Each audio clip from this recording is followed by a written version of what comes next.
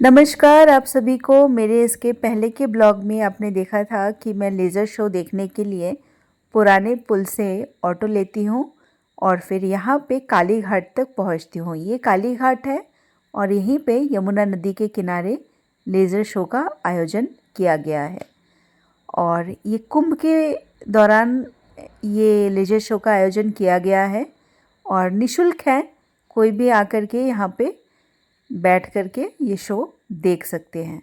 और ये जो सामने पुल आप देख रहे हैं जिसमें लाइटें जल रही है, ये नया पुल है और ठीक इसके सामने यहाँ पर जहाँ पे लाइटें दिख रही है, ये पुराना पुल है। और ये लेज़र शो मैंने पूरा का पूरा रिकॉर्ड किया है ताकि आप सब जो यहाँ तक नहीं पहुँच पाए मेरे इस ब्लॉग के माध्यम से इस लेज़र शो को देख सकें।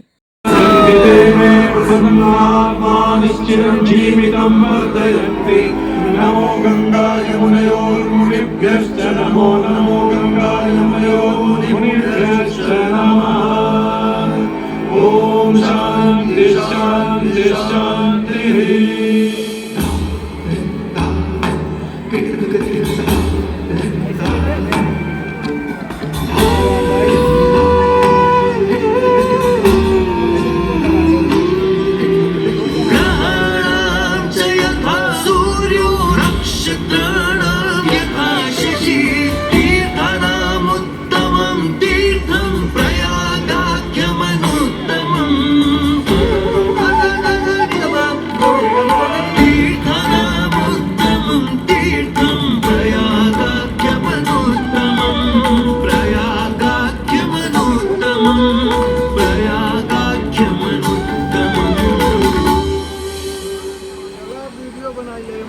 सूर्य ग्रहों में श्रेष्ठ है और चंद्रमा नक्षत्रों में श्रेष्ठ है, उसी प्रकार प्रयाग सभी तीर्थों में सर्वश्रेष्ठ है। पद्म पुराण में वर्णित ये श्लोक जिस तरह प्रयाग की विशेषता को दर्शाता है, उसी तरह इस पावन क्षेत्र का गुणगान करने वाली अनेक पौराणिक कथाएं, किंवदंतियां एवं कहानियां आज भी जनमानस में प्रचलित हैं। ऐसी ही एक पौराणिक कथा है जो भगवान ब्रह्मा को प्रयाग से जोड़ती है।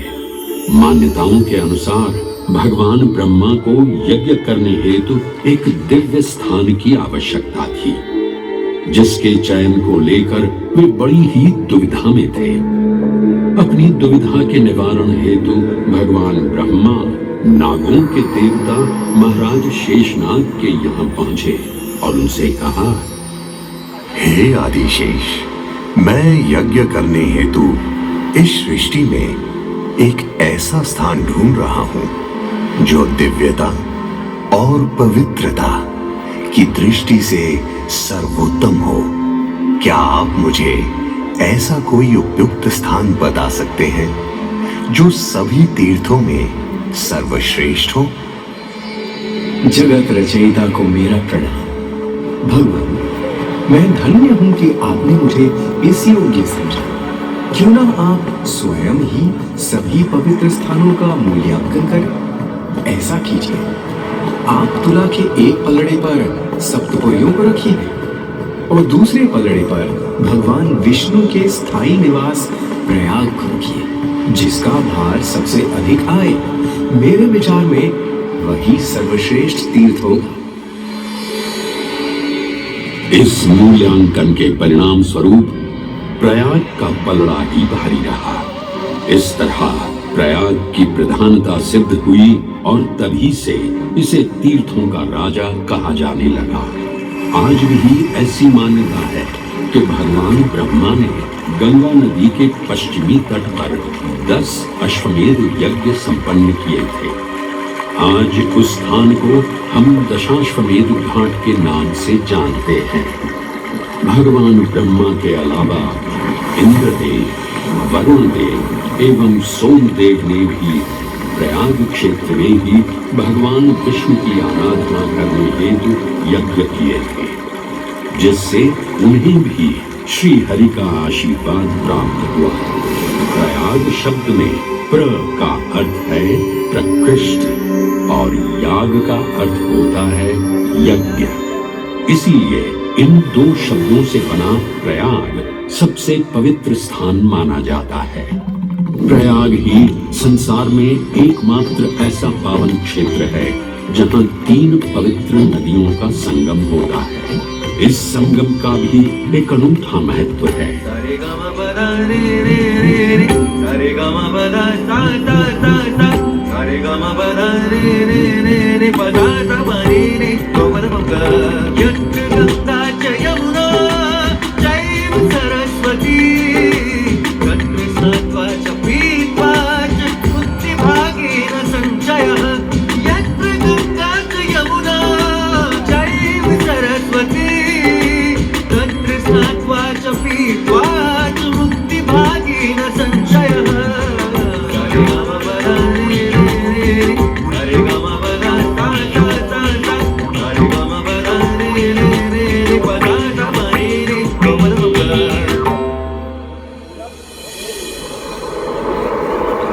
प्रयाग में गंगा, यमुना और सरस्वती जैसी 3 सबसे पवित्र और पूजनीय नदियों का दिव्य संगम होता है।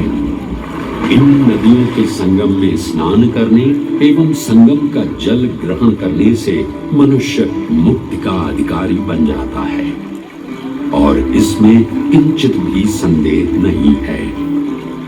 ब्रह्म पुराण में ब्रह्मा जी भी कहते हैं कि प्रयाग में सरस्वती जी अदृश्य रूप में आकर गंगा जी से मिलती हैं। इसलिए इस क्षेत्र को सरस्वती तीर्थ संगम भी कहा गया है। सरस्वती नदी के अदृश्य रूप से मिलने के पीछे भी एक पौराणिक कथा सुनने को मिलती है। ऐसा माना जाता है कि बद्रीनाथ क्षेत्र की गुफाओं में जब वेद व्यास जी भगवान गणेश को महाभारत की कथा सुना रहे थे, तब उस क्षण सरस्वती जी हिम शिखरों से टकराते हुए अपना मार्ग बनाती हुई बड़ी ही तीव्र गति से बह रही थी। सरस्वती नदी के इस तेज बहाव से उत्पन्न होने वाली तेज ध्वनि वेद व्यास जी का ध्यान भंग कर रही थी। इसलिए महर्षि वेद व्यास जी ने सरस्वती जी से वेग और ध्वनि को कम करने का आग्रह किया, परंतु उनके अनुरोध उपरांत भी जब सरस्वती नदी के वेग एवं ध्वनि में कोई कमी नहीं हुई तो उन्होंने क्रोधित होकर सरस्वती जी को श्राप दे दिया और कहा कि वे अब धरती के भीतर यानी कि पाताल लोक में प्रवाहित होंगी। तब से ये माना जाता है कि हिम शिखरों से उद्गमित हुई सरस्वती नदी उत्तराखंड के माना गांव से आगे अपने अदृश्य रूप में प्रवाहित होती है। आगे चलकर यही अदृश्य रूपी मां सरस्वती प्रयागराज में गंगा एवं यमुना नदी से मिलकर त्रिवेणी संगम को पूर्ण करती है। ये प्रयाग नगरी पवित्रता का उद्गम है, जिसके अंश हमें वेदों एवं पुराणों में भी मिलते हैं, जिनमें वर्णित है सुरों असुरों द्वारा हुआ समुद्र मंथन। अमृत प्राप्ति के लिए सुरों और असुरों ने एकजुट होकर क्षीर सागर का मंथन किया, जिसके संदर्भ में पुराणों में विभिन्न विभिन्न कथाएं देखने को मिलती हैं। उन्हीं कथाओं में एक कथा महर्षि दुर्वासा और इंद्रदेव से संबंधित है। इस कथा के अनुसार ऋषि दुर्वासा ने इंद्रदेव से प्रसन्न हो उन्हें पारिजात पुष्पों की एक दिव्य माला भेंट की, जिसे इंद्रदेव ने साधारण पुष्पों की माला समझ स्वयं धारण न कर उसे अपने वाहक गजराज ऐरावत के मस्तक पर रख दिया। पल भर में गजराज ने वो माला धरा पर गिरा उसे अपने पैरों तले रौंद दिया। ऋषि दुर्वासा से ये अपमान सहन न हुआ और उसी क्षण क्रोधित हो उन्होंने इंद्रदेव को श्राप दे दिया। ए अहंकारी इंद्र, तेरा इतना दुस्साहस कि तूने मेरा अपमान किया। जिस वैभव एवं शौर्य पर तू इतरा रहा है, क्षण भर में ही तेरा ये वैभव, प्रतिष्ठा, शक्तियां सब नष्ट हो जाएंगी। मैं अत्रि पुत्र दुर्वासा समस्त देवगणों को श्रीहीन होने का श्राप देता हूं।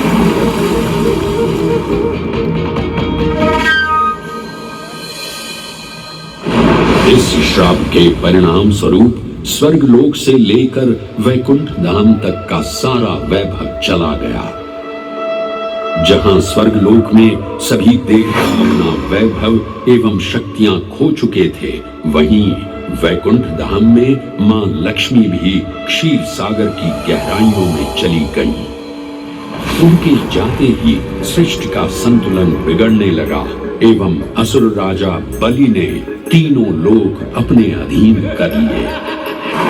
ये सब देखकर सभी देवतागण अपने श्राप के निवारण हेतु भगवान विष्णु की शरण में जा पहुंचे और कहने लगे, हे पालनहार, हे स्वामी, अब आप ही हमें इस श्राप से मुक्त होने का मार्ग बता सकते हैं, अन्यथा हम अपनी शक्तियों से सदैव वंचित ही रहेंगे और युद्ध में कभी भी असुरों का सामना नहीं कर पाएंगे।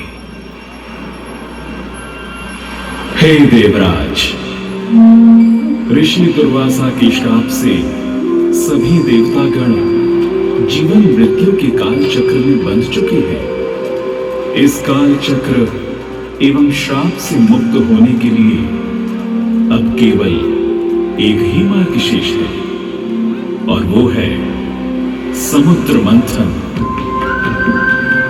इस समुद्र मंथन से निकलने वाले रत्न ही आपके खोए हुए यश, वैभव और कीर्ति को पुनः स्थापित करेंगे। परंतु आपको इस मंथन के लिए असुरों के बल की भी आवश्यकता होगी, क्योंकि उनके बिना यह समुद्र मंथन संभव नहीं है। जैसी आपकी आज्ञा प्रभु।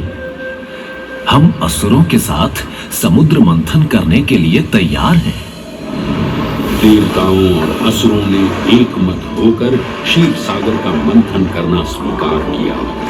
जहां मंदार पर्वत मथनी के रूप में आए, तो वहीं वासुकी नाग को नेति की भूमिका मिली। भगवान विष्णु ने स्वयं कुर्म अवतार धारण कर मंदार पर्वत को उसका आधार प्रदान किया। क्षीर सागर को मथना शुरू किया गया और 14 रत्नों में सबसे पहले हलाहल विष उत्पन्न हुआ। उस विष के प्रभाव को कोई भी देवता या असुर सहन करने में समर्थ नहीं थे। इस कालकूट विष से सृष्टि का विनाश हो सकता था। इसीलिए इस आपदा से बचाने स्वयं देवों के देव महादेव प्रकट हुए और उन्होंने इस विष का पान किया। ये सब देख मां पार्वती ने विष को भगवान शिव के कंठ तक ही रोक दिया। इस कालकूट विष के प्रभाव से महादेव का कंठ नीला पड़ गया और तभी से उन्हें नीलकंठ के नाम से भी जाना जाने लगा।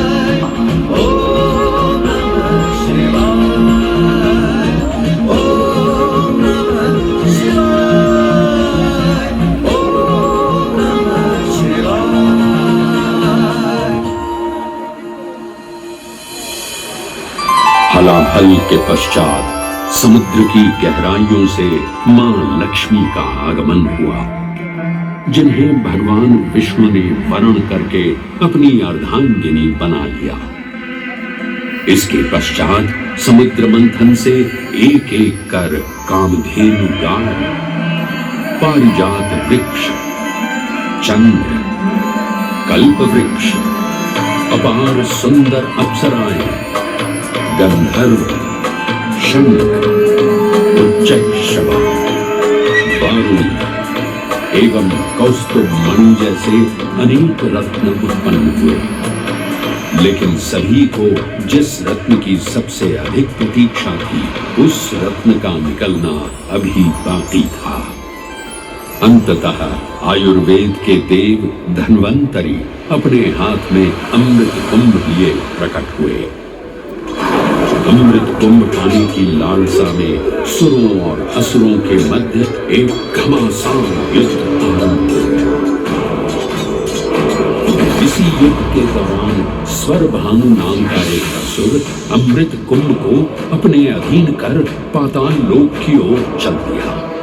तब अमृत कलश को वापस पाने हेतु देवतागण अपने आराध्य भगवान विष्णु का स्मरण करने लगे।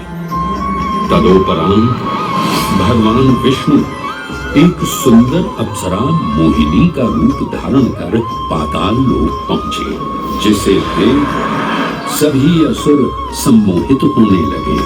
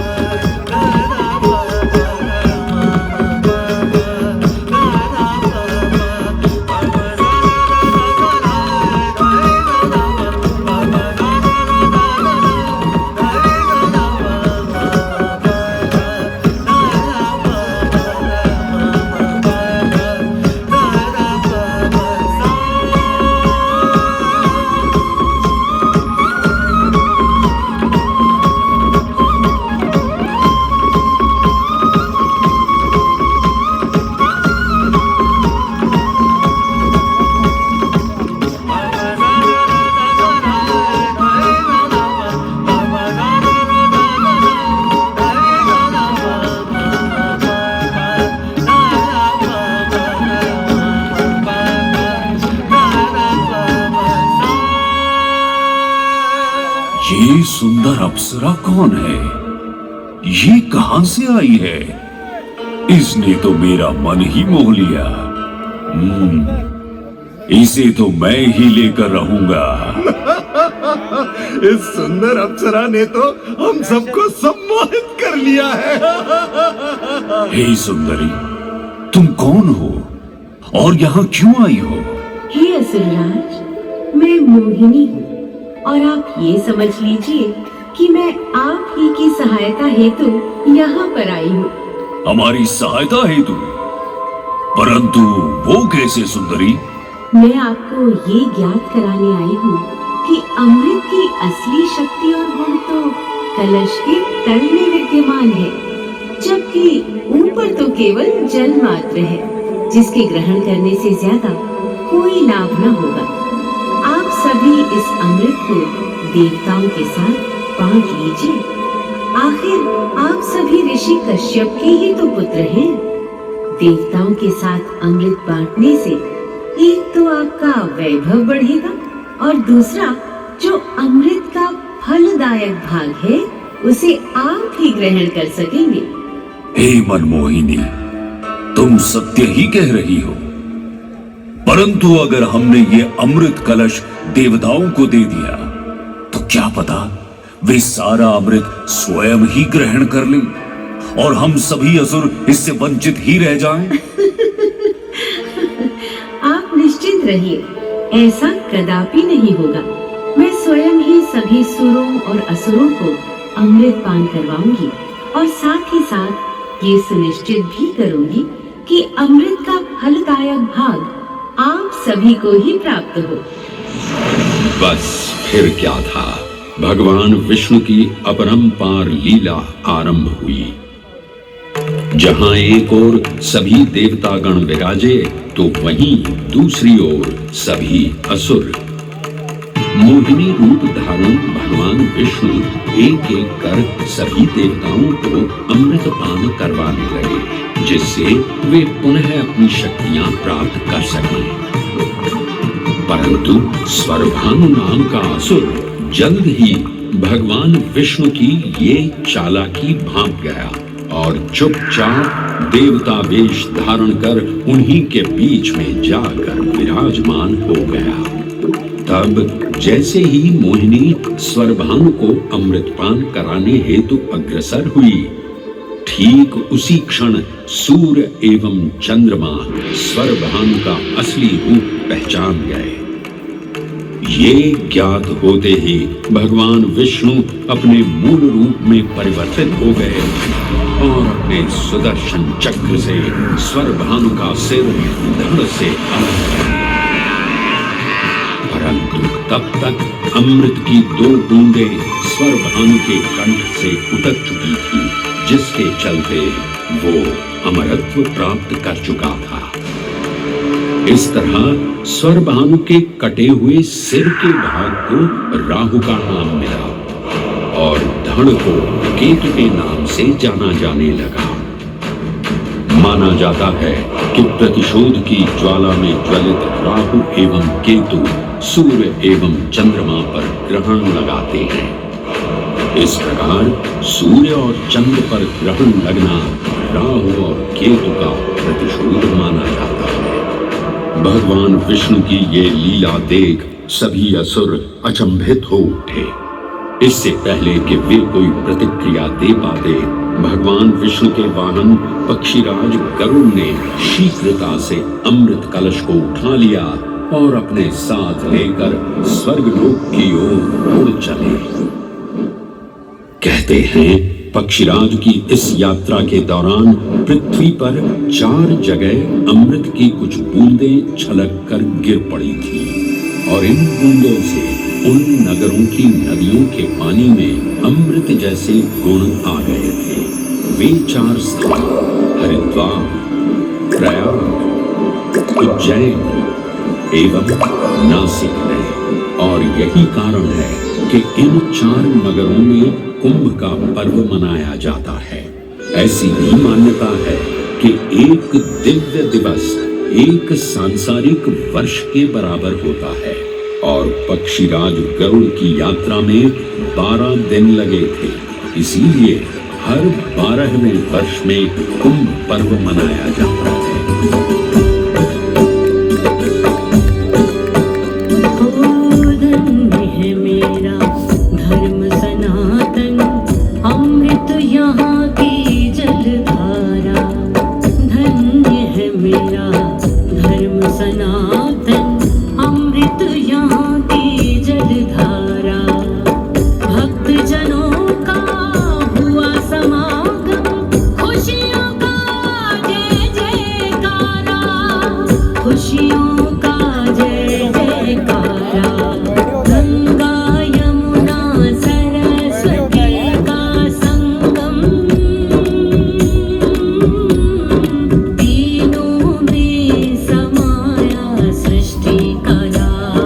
सृष्टि का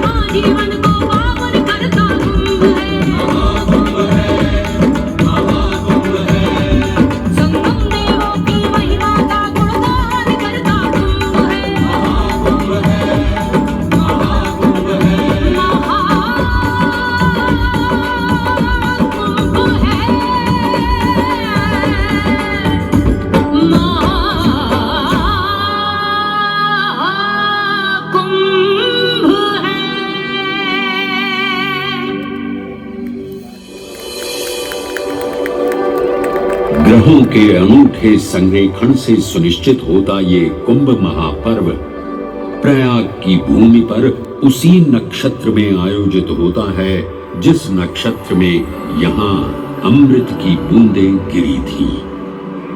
गणनाओं के अनुसार जब बृहस्पति वृषभ राशि में और सूर्य चंद्रमा मकर राशि चक्र में प्रवेश करते हैं तब प्रयागराज में कुंभ पर्व आयोजित किया जाता है।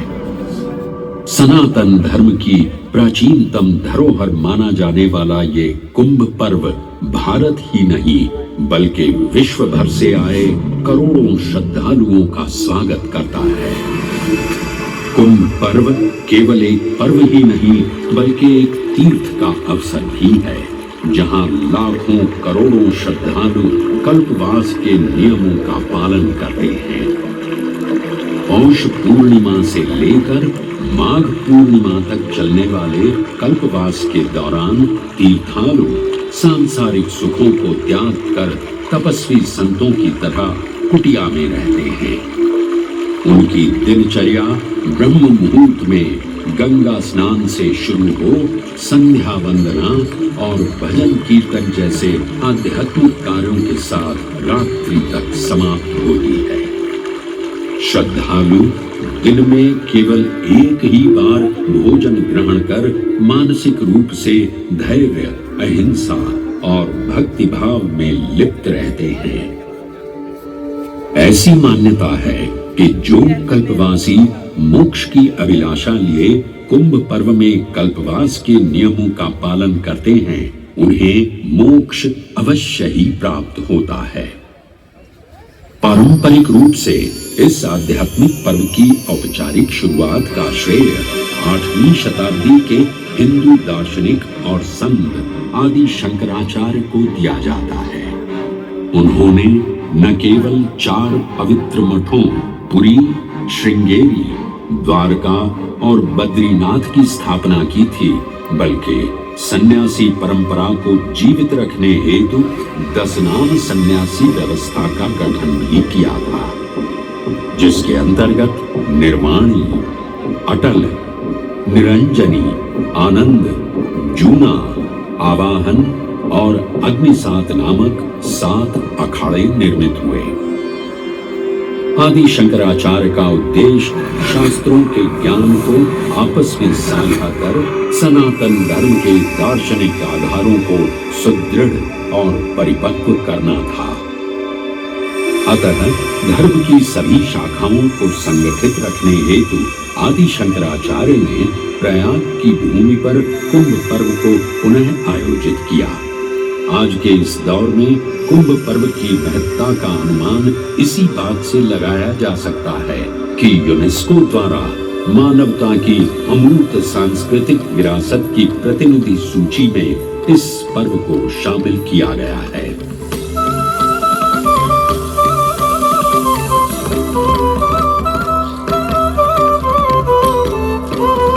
त्रिवेणी माधवं सोमम् भरद्वाजं च वासुकिम् वन्दे अक्षयवटं शेषम् प्रयागं तीर्थनायकम्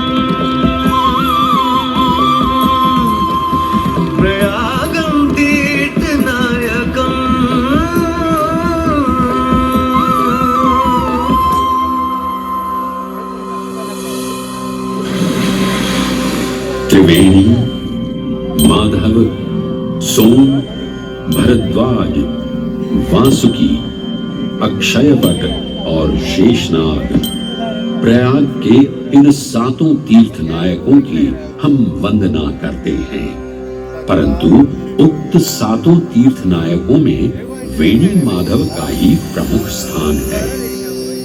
त्रिवेणी संगम में स्नान के साथ साथ श्रद्धालु वेणी माधव मंदिर में दर्शन कर भगवान विष्णु का आशीर्वाद भी प्राप्त करते हैं।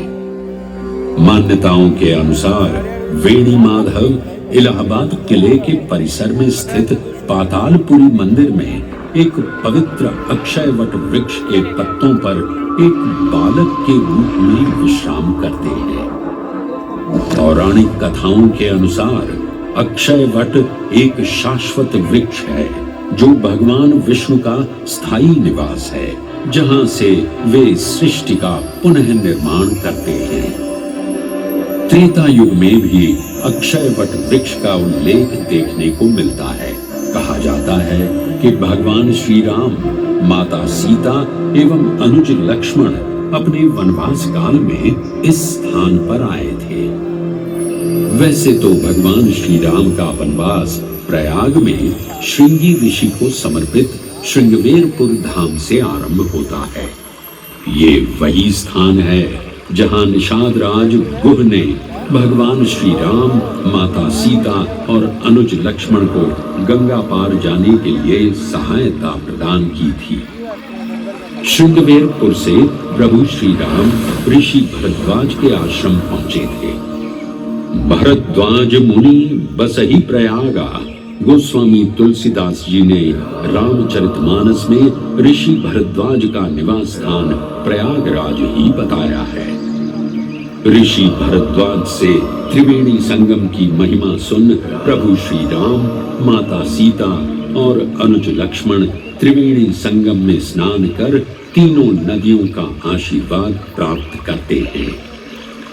इसी कड़ी में एक प्रचलित कथा के अनुसार संगम तट पर ही माता सीता ने प्रभु श्री राम से महादेव और परम शक्ति मां पार्वती की आराधना करने की अपनी मनोकामना को व्यक्त किया था, जिसके उपरांत प्रभु श्री राम ने यमुना तट पर भगवान भोलेनाथ और मां पार्वती को समर्पित एक मंदिर का निर्माण करवाया था, जिसे आज हम मनकामेश्वर मंदिर के नाम से भी जानते हैं।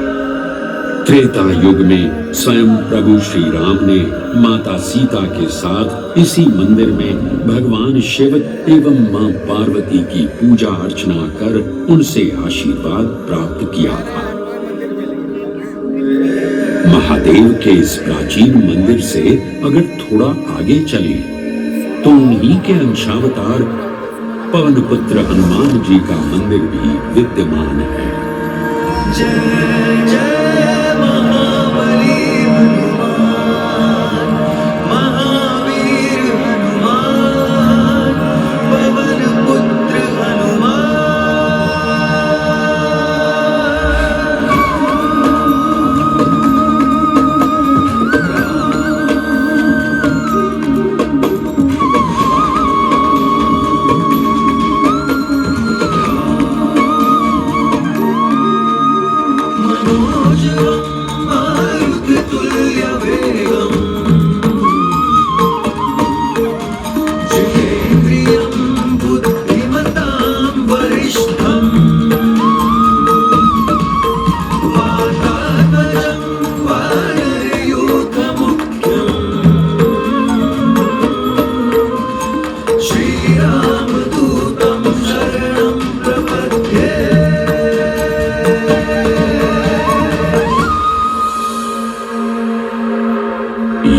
एक ऐसा अनूठा मंदिर है जहां हनुमान जी लेटे हुए दिखाई देते हैं। प्रचलित कथाओं की माने तो हनुमान जी के आदेशानुसार बाघंबरी बाबा को इस तट पर उत्खनन करते समय हनुमान जी की एक दिव्य मूर्ति प्राप्त हुई थी, जिसके फलस्वरूप आज यहाँ बड़े हनुमान जी का मंदिर विद्यमान है। इस चमत्कार से विस्मयाभिभूत हुए बाबा बाघंबरी ने हनुमान जी की सेवा में अपना जीवन समर्पित कर दिया। आज भी इस मंदिर की देखरेख का कार्यभार बाघंबरी गद्दी ने ही संभाल रखा है। पुराणों एवं अनेक धार्मिक ग्रंथों में वर्णित प्रयाग क्षेत्र के कौशाम्बी का उल्लेख देखने को मिलता है। कौशाम्बी प्राचीन भारतीय वत्स महाजनपद की राजधानी थी। गौतम बुद्ध ने अपने तपस्वी जीवन के 6ठे और 9वें वर्ष यहीं बिताए और अपने अनुयायियों को कई महत्वपूर्ण धर्मोपदेश भी दिए। बौद्ध धर्म से अगर जैन परंपरा की ओर चले तो ऐसी मान्यताएं आज भी प्रचलित हैं कि प्राचीन तीर्थंकर ऋषभदेव ने भी वत्स देश में ही ज्ञान प्राप्त किया था। इसके अलावा छठे जैन तीर्थंकर पद्म प्रभु का जन्म इक्ष्वाकु वंश में राजा श्रीधर और रानी सुसीमा देवी के घर कौशाम्बी में ही हुआ था। यहाँ तक कि मगध सम्राट अशोक ने भी अपनी शाही देखभाल के लिए इसे अपनी उपराजधानी बनाया था। तथ्यों को टटोले तो अशोक की लाट आज भी इस क्षेत्र में देखने को मिलती है। धार्मिक विविधता से परिपूर्ण प्रयाग क्षेत्र एक ऐसा अनूठा क्षेत्र है जहां ज्ञान का प्रकाश फैलाने सिख गुरु भी पधारे हैं। प्रयागराज के अहियापुर में स्थित गुरुद्वारा पक्की संगत साहिब इसी की एक बेजोड़ निशानी है। माना जाता है कि श्री गुरु तेग बहादुर जी अपनी यात्रा के दौरान 6 महीने इसी स्थान पर रुके थे। यहाँ वे प्रार्थना और ध्यान करते थे, इसलिए इसे तप स्थान भी कहा गया है। ये कहना गलत नहीं होगा कि त्रिवेणी संगम के तट पर गुरुओं और संतों की शिक्षाओं का अनोखा समावेश है। ये गुरुद्वारा पक्की संगत साहिब इलाहाबाद या इलाहाबाद के नाम से कुछ समय के लिए चर्चित ये प्रयागराज आज भी जीवंत है। धर्म और संस्कृति का अनूठा इतिहास संजोए हुए तीर्थराज प्रयागराज में वेणी माधव, शिव और शक्ति के विभिन्न स्वरूप आज भी विद्यमान हैं, जो इस पावन क्षेत्र को अद्वितीय बनाते हैं। प्रयागराज की इतनी विशाल पृष्ठभूमि समझने के बाद लगता है कि ये कहना कभी गलत नहीं होगा कि प्रयागराज सिर्फ एक शहर नहीं बल्कि अपने अंदर दैवीयता, विविधता और धार्मिकता को संजोए हमारा पूर्ण गौरवशाली इतिहास है।